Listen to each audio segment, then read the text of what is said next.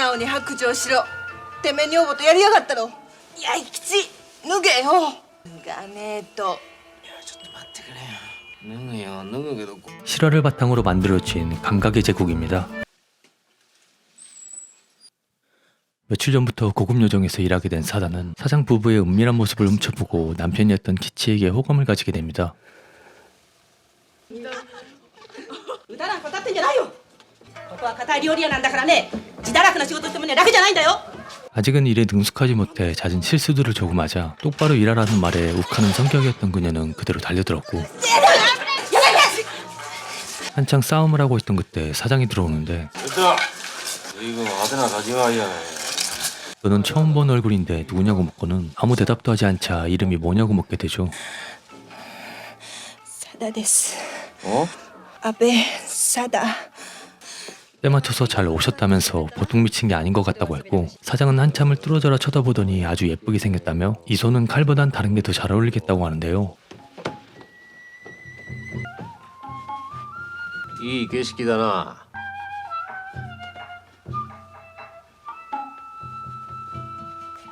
いや、いいからそのまま仕事続けろ。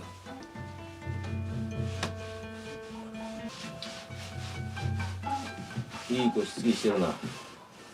사장 역시 사다에게 호감을 느끼고 있어 괜시리 말을 붙이며 남자께나 울렸을 것 같다면서 엉덩이를 만지기 시작하는데 旦那様、私は亭主持ちの女なんです。分かってる。何度も聞いてるよ。 남편이 빚이 많아 이러고 있는 것 알고 있다면서 남편 잘못 만나 아주 고생이 많다면서 위로해줬고 大変だな。おめえ堅気の女じゃねえだろ。いつまでかかってんだい。忙しいんだよ。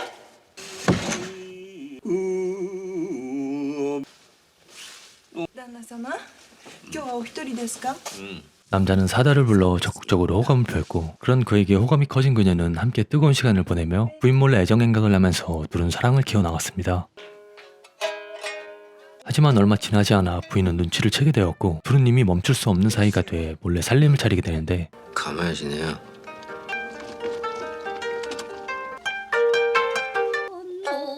그렇게 부인 몰래 두 집 살림을 하게 된 남자는 조촐하게 결혼식까지 올리면서 그녀에 대한 자신의 마음을 보여줬고 いやというわけでな、今日は俺たちの結婚式なんだよ。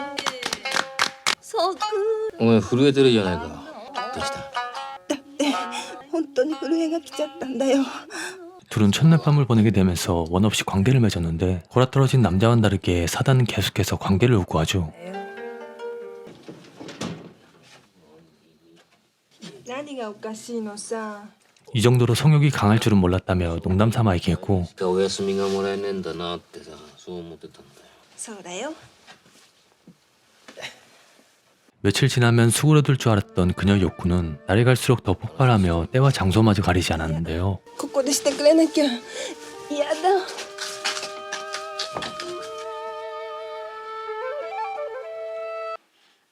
お酒持って上がりましたが、どうぞ。珍しくお取り込み中じゃないんですね。若い子たちがお部屋へ来るの嫌がって困るんですよ。どうして？いつもあれでしょ。 아직까진 성욕이 정말 강한 여자로만 생각했던 남자는 대수롭지 않게 생각하며 젊은 여자와 사는데 이 정도는 감수하려는 듯 보였죠. 私お前の着物を持ってくよ。なぜ？お前がうちに帰らないようにさ。 남자를 향한 그녀의 집착은 급속도로 커졌고 외출할 일이 있을 때면 첫 번째 부인에게 다녀오는 걸 막기 위해 남자의 옷들을 챙겨서 나가는 지경에 이르렀고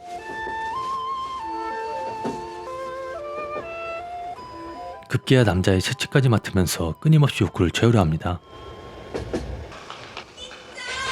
잠시라도 떨어져 있게 되면 안절부절 하지 못하게 된 그녀는 집에 함께 있는 동안엔 식사나 씻는 것들은 전부 뒷전인 채 오로지 욕구만 채우면서 끊임없이 갈구하고 또 갈구하는데요. ねえキッさん、また入れてもいいかい。いいけど。 ご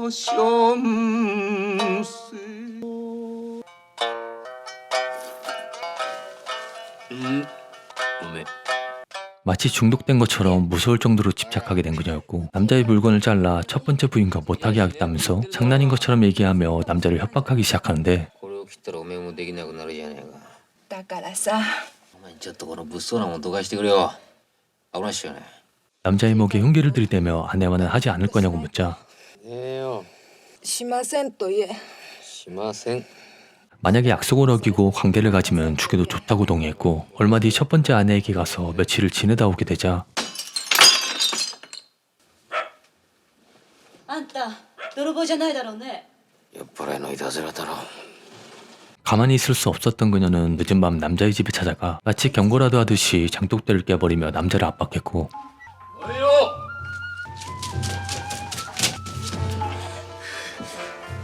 弥吉、素直に白状しろ。てめえ女房とやりやがったろ。 이젠 남자가 왔을 때 반가움이나 그리움이 아닌 집착이 너무 과해진 나머지 의심부터 하며 그를 추궁했고 그녀는 이게 진정한 사랑이라고 믿으며 사랑해서 소유하고 싶다고 생각하는데 弥吉、脱げよ。こんな着物なんか着やがって。脱がねえと。いやちょっと待ってくれよ。脱ぐよ脱ぐけどこれじゃ脱ぐ。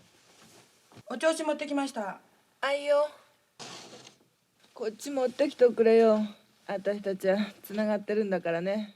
いっぺん掃除したらいかがですか？なんだか変な匂いがするみたい。この匂いがいいんじゃないか。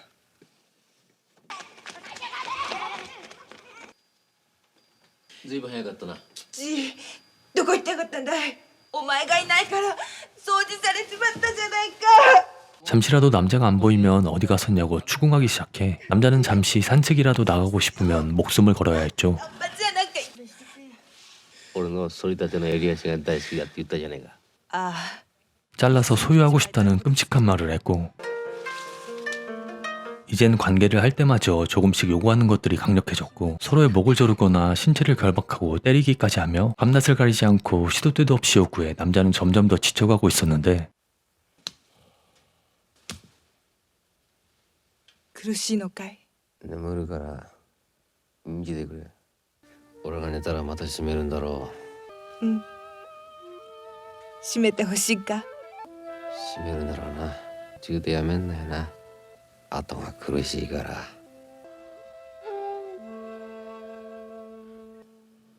결국엔 남자의 말대로 목을 졸라 그대로 죽여버린 뒤 남자의 중요 부위를 잘라내며 행복한 표정을 지은 채 영화는 끝이 납니다. 이 영화는 실제로 일어난 사건을 바탕으로 만든 작품인데요. 영화라고 생각하고 봐도 납득이 안 될 정도인데 실제로 벌어졌던 사건이라는 게 도무지 믿어지지 않을 정도였고 실제로 체포된 직후의 사진을 보면 좋은 일이 있는 사람처럼 활짝 웃는 모습이 무섭기까지 했습니다.